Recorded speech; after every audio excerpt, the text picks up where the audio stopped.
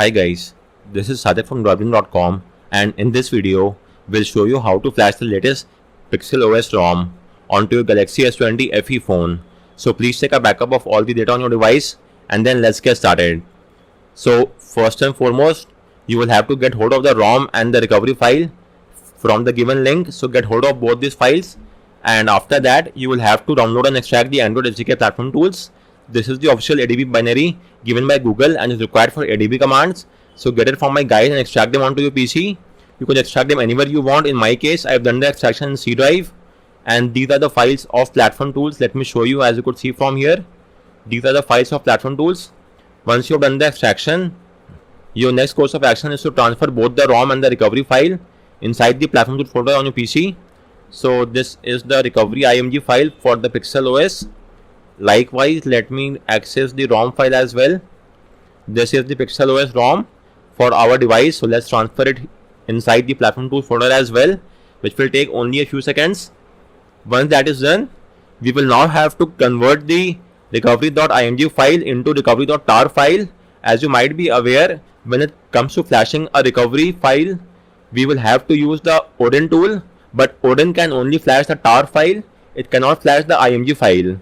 But as of now, when it comes to the Pixel OS recovery, we only have the IMG file and not the tar file. So what we have to do is simply convert the recovery IMG file to the recovery tar file. So let's get this job done as well. So for that, go to the platform tool folder address bar, type in cmd and hit enter. This will launch command prompt inside platform tools folder.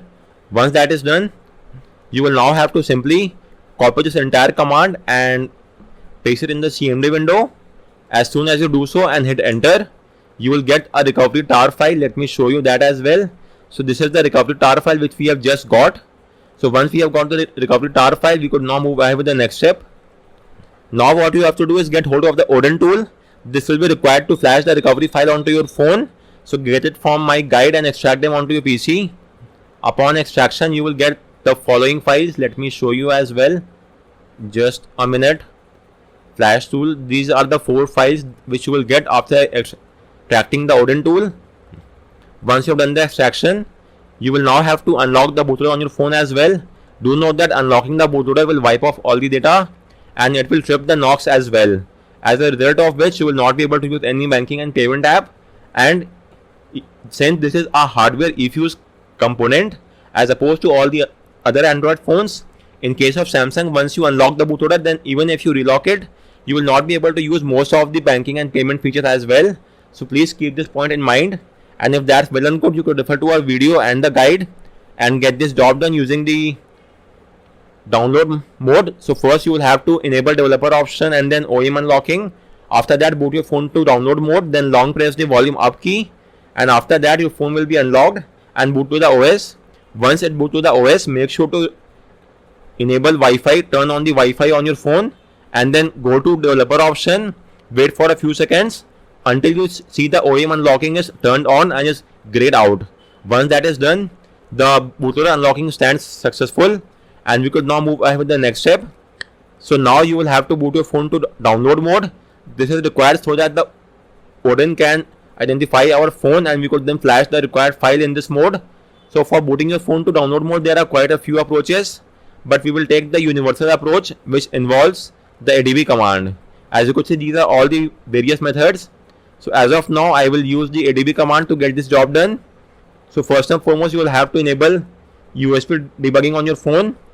For that, go to the settings menu, go to about phone, and from about phone you will have to go to software information and then tap on build number 7 times.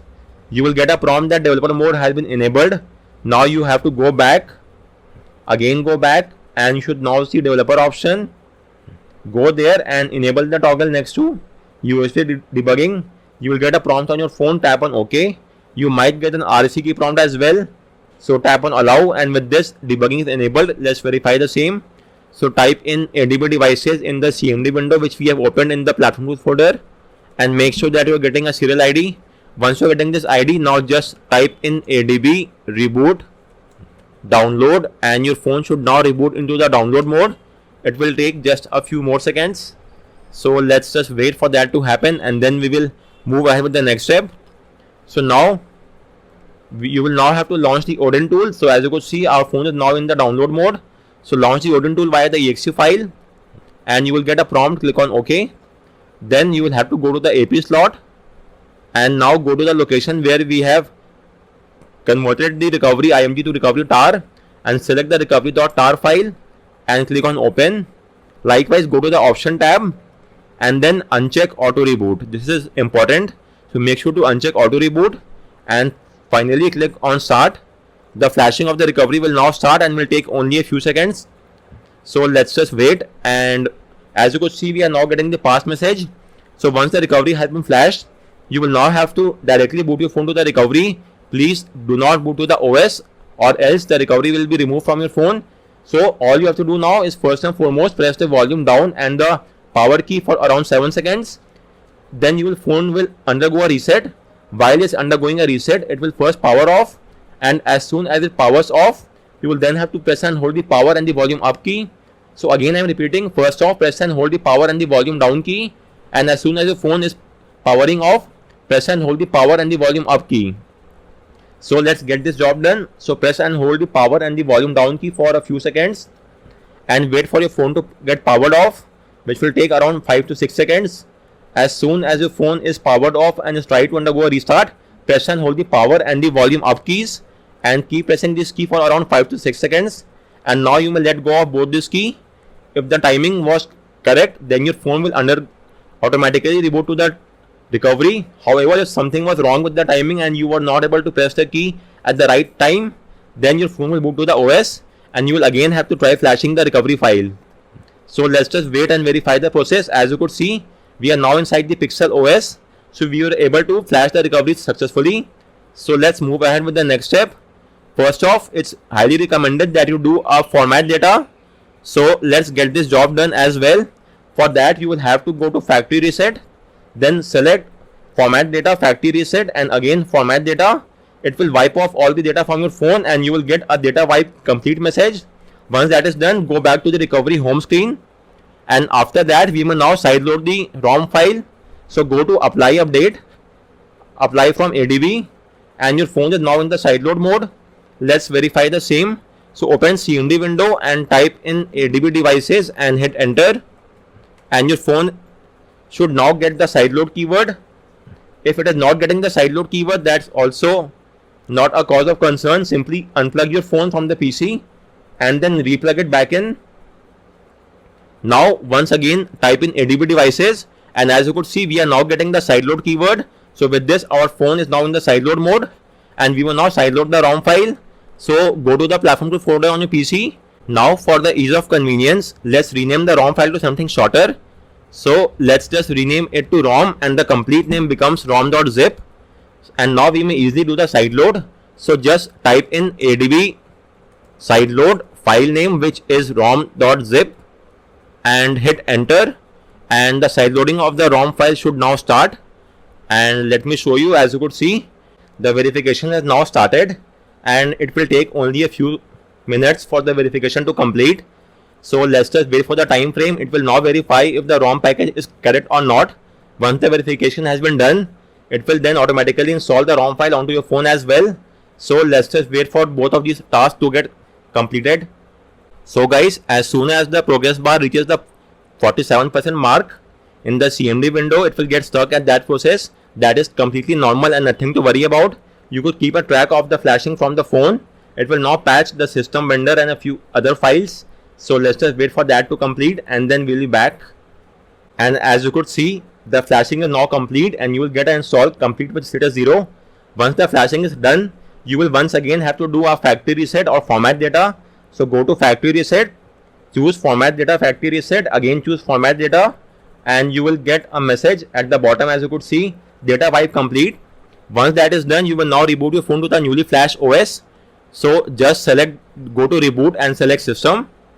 So go to the recovery home screen, choose reboot system now, and your phone will now boot to the newly flashed OS.